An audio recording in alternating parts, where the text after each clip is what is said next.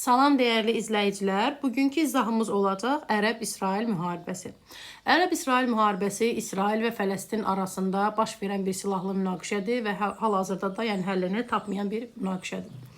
Ərəb-İsrail müharibəsini keçməmişdən ilk öncə biz bilək nəyi? 1947-ci ildə BMT Təhlükəsizlik Şurasının qərarı.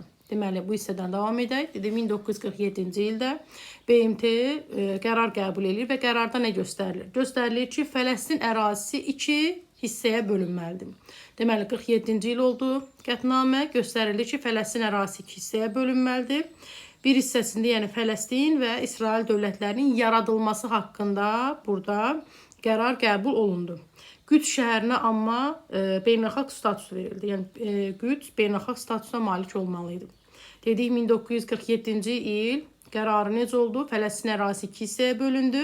Fələstin və İsrail dövlətləri yaradılmalıydı. Qüdsə də beynəlxalq status verilməliydi. Bu belə. Buna da təbii ki, yəni BMT-nin qərarına ərəb dövlətləri qarşı çıxacaqlar.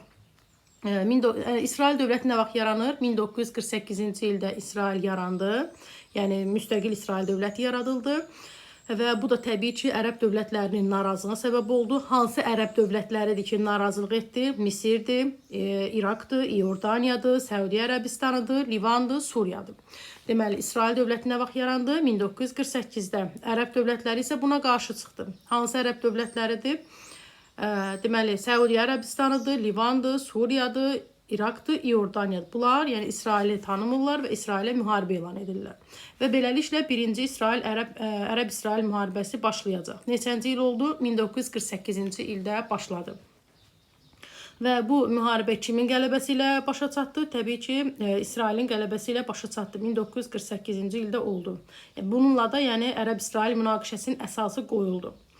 Bu belə. Bəs burada sual verə bilərsiniz ki, niyə görə ərəb dövlətləri, yəni bu qədər idi? İraq, İordaniya, Livan, Səudiyyə Ərəbistanı, Suriya, bunlar məğlub oldu. Çünki qüvvələr arasında fərq var idi.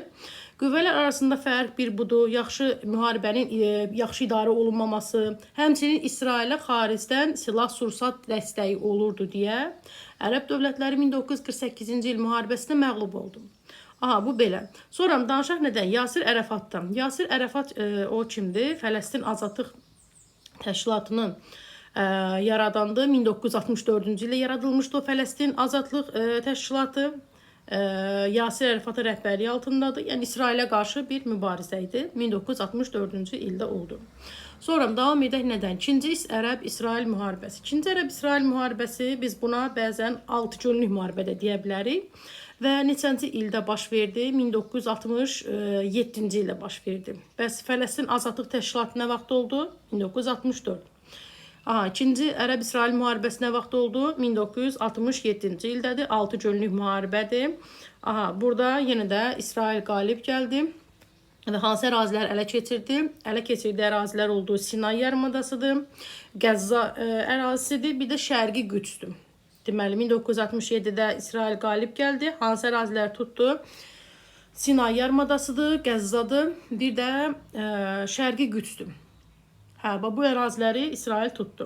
Yəni, burada da yenə də ərəblərin məğlub olmağının səbəbi nə idi? Yenə də yaxşı idarə olmaması müharibənin, bir də korrupsiya hallarıdır ki, belə. Bundan sonra da artıq Fələstin qrupları beynəlxalq terror hadisələrinə də başlayırlar.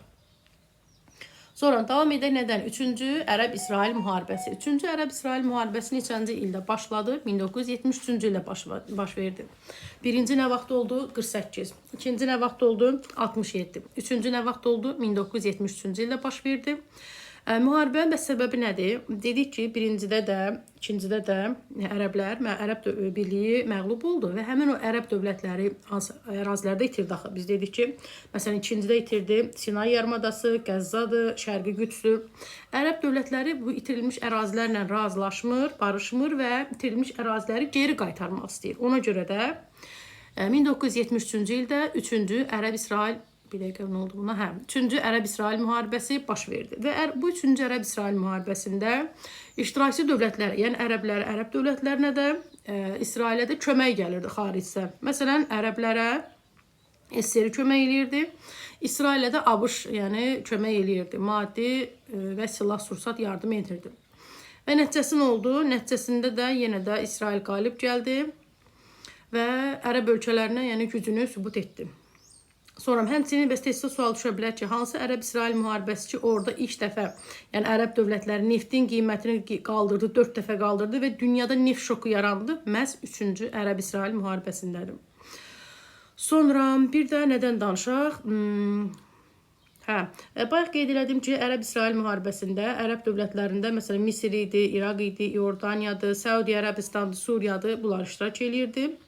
Bunlar da məğlub olur və bunların əraziləri də məsələn, müəyyən vaxtlarda İsrail tərəfindən tutulacaq. Sonra davam edək nədən? Camp David sazişindən 12-ci ildə imzalandı, 1978-ci ildə imzalandı, Misir və İsrail arasında imzalandı. Hansı ki, Misiri bayaq dedik ki, ərəb dövlətlərində idi, yəni ərəb birliyinə daxil idi.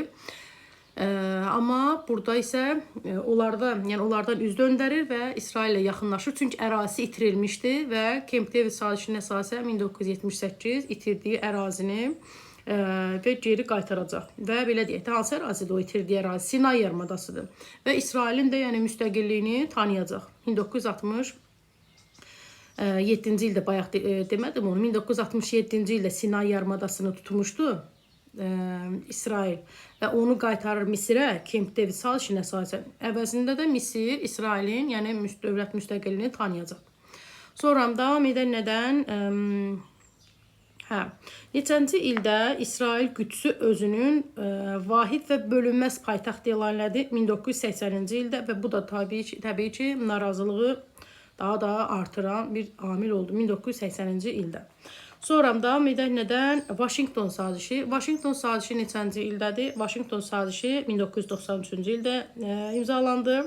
Orada nə göstərilir? Göstərilir ki, Qəzza xətti və Əriha şəhərində Fələstinə muxtariyyət verilməlidir, yaradılmalıdır. Fələstin muxtariyyəti yaradılmalıdır. Neçənci il oldu? 1993-cü ildə Washington sazişidir və orada nə göstərildi? Göstərildi ki, Qəzza və Ərihada Fələstinə muxtariyyət verilməlidir. Bu münaqişə həllini tapıb mı? Xeyr, hal-hazırda da yəni həllini tapmayan bir münaqişədir.